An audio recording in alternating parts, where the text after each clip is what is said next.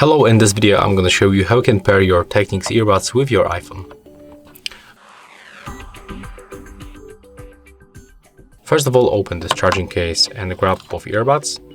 We have to click and hold on these buttons right here and right here on the left and the right one, and hold them until indicators starts blinking blue and red.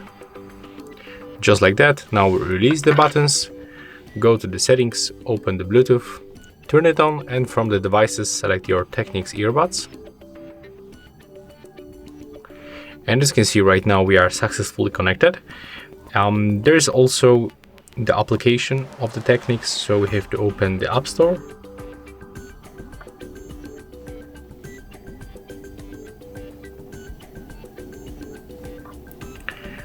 That's the name of this application, that's the Technics Audio Connect. So we have to download it.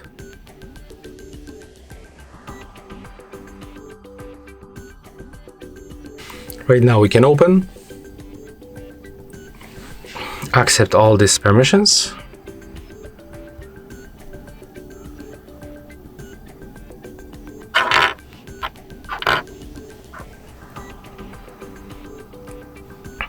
there are some quick tutorials, and as you can see, after a few seconds we are successfully connected.